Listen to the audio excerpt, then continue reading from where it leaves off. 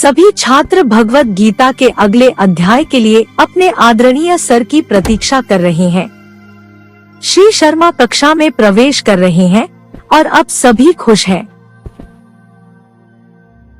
ठीक है विद्यार्थियों, आपने सचमुच बहुत अच्छा काम किया है और मुझे विश्वास है कि आप सभी भगवत गीता के अध्याय 1 और 2 को अच्छी तरह से समझ गए होंगे। जैसे आपने नाटक में बहुत अच्छा रोल करके दिखाया कि आप इसे अच्छे से समझते हैं और दूसरे को भी समझा सकते हैं। मुझे विश्वास है और आशा है कि आप इन्हें स्पष्ट रूप से अपने जीवन में लागू करेंगे। मिस्टर शर्मा ने अपने छात्रों को तीसरे अध्याय की कहानी सुनाने का फैसला किया। उन्होंने यह सोचा कि इस कहानी से उनके छात्रों को आध्यात्मिकता और कर्मयोग के महत्व का संदेश मिलेगा। आज हम भगवत गीता के तीसरे अध्याय का अध्ययन करेंगे। इस अध्याय का नाम है कर्मयोग या कर्म संन्यास योग। इस अध्याय में भगवान श्री कृष्ण ने कर्म के महत्व के बारे में गहरा ज्ञान दिया है। गुरुजी, कर्म का मतलब क्या होता है? अच्छा प्रश्न। कर्म का मतलब है हमारे किए गए कृत्य या कार्य। कर्म की व्यापक दृष्टि से यह जिम्मेदारी है कि हम अपने कर्मों को कैसे करते हैं और क्या उनके परिणाम होते हैं। गुरुजी, ये कैसे हो सकता है? हम तो अपने लाभ के लिए ही काम करते हैं।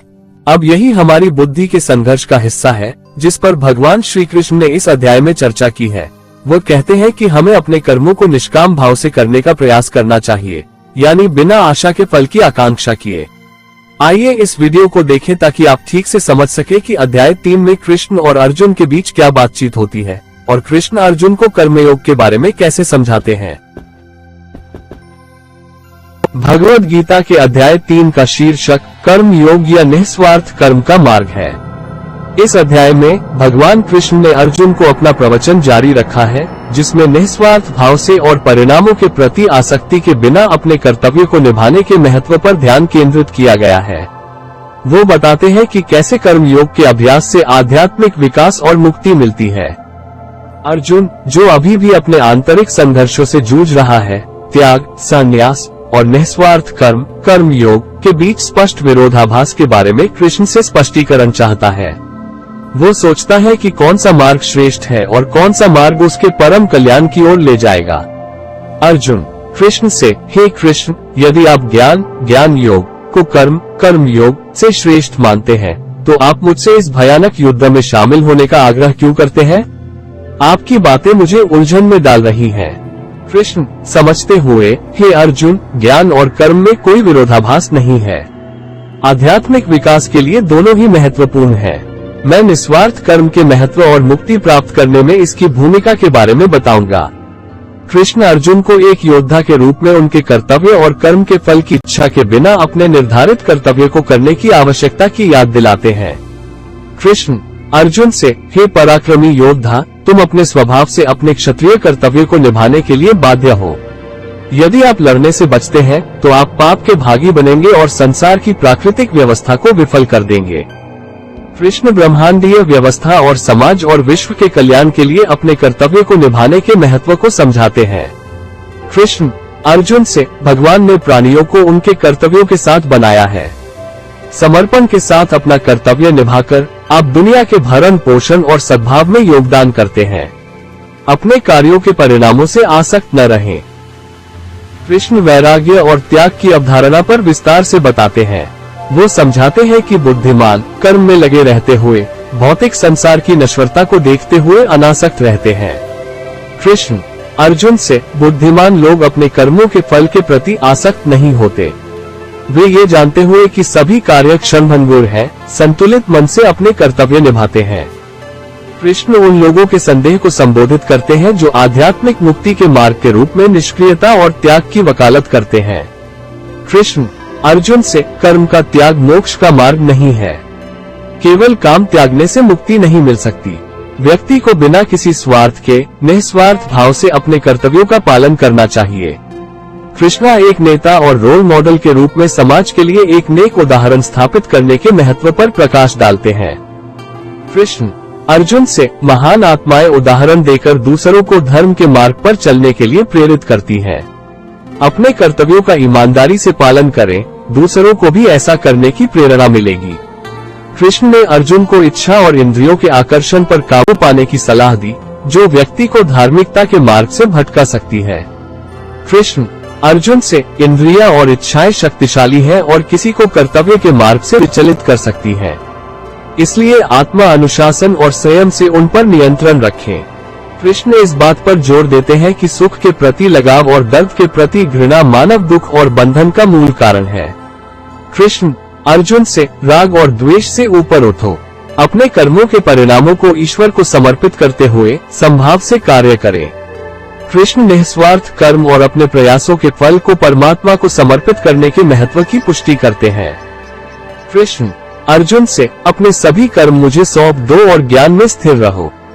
अपना हृदय मुझ पर स्थिर करके डरो मत, क्योंकि मैं तुम्हें सभी पापों से मुक्त कर दूंगा। कृष्ण अर्जुन को अपने दिव्य कर्तव्य को अपनाने और समर्पण और संकल्प के साथ युद्ध में शामिल होने के लिए प्रोत्साहित करते हैं। कृष्ण अर्जुन से उठो हे अर्जुन, और एक योद्धा के रूप में अपना कर्तव्य निभाओ। निस्वार्थ कर्म से आप पूर्णता प्राप्त करेंगे। कृष्ण ने मात्र कर्मकांडों पर ज्ञान की सर्वोच्चता और कर्म योग की परिवर्तनकारी शक्ति पर जोर देते हुए अध्याय का समापन किया। कृष्ण अर्जुन से कर्मों के फल के प्रति आसक्ति छोड़कर और मेरे लिए सभी कर्तव्यों का पालन करने से मुक्ति प्राप्त होती है। ज्ञान वो दीपक है जो अज्ञानता के अंधकार को दूर करता है। भगवद गीता का अध्याय 3 कर्म योग निस्वार्थ कर्म के अभ्यास और परिणामों के प्रति आसक्ति के बिना किसी के कर्तव्य को पूरा करने के महत्व की नींव रखता है। भगवान कृष्ण ने अर्जुन को एक योद्धा के रूप में अपनी भूमिका अपनाने के लिए मार्गदर्शन किया और उन्हें अपने दिल में संघर्ष से ऊपर उठने के लिए प्रेरित किया, जिससे बाद के अध्यायों में गहन आध्यात्मिक रहस्योद्घाटन के लिए मंच तैयार हुआ। देखने के लिए धन्यवाद। गुरुजी, ये सब तो बहुत कठिन लगता है।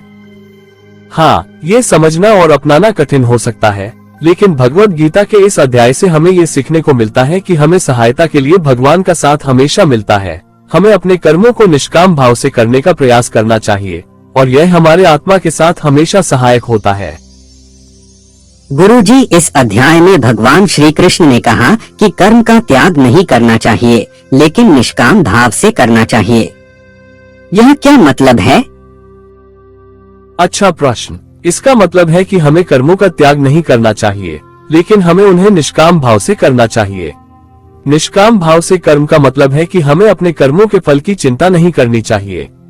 हमें केवल कर्म करने में समर्पित रहना चाहिए और फल के बदले कुछ नहीं चाहिए। इससे हमारे कर्मों में निष्कामता आती है और हम बिना आसक्ति के कर्म करते हैं। गुरुजी, यहाँ पर भगवान श्री कृष्ण ने कहा है कि कर्म धर्म में समर्पित होना चाहिए। धर्म का मतलब क्या होता है? धर्म का मतलब है वो आदर्श और मूल्यों का पालन करना जो हमारे समाज में सही माने जाते हैं। धर्म का पालन करने से हम समाज में सही तरीके से जीते हैं और उसके सद्गुणों को बढ़ावा देते हैं। इस अध्याय में भगवान श्री कृष्ण हमें बताते हैं कि हमें कर्मों को धर्म के माध्यम से करना चाहिए, यानी सही मार्ग पर चलना चाहिए और धार्मिक नियमों का पालन करना चाहिए। क्या यह मतलब है कि हमें सिर्फ धार्मिक कार्य ही करने चाहिए?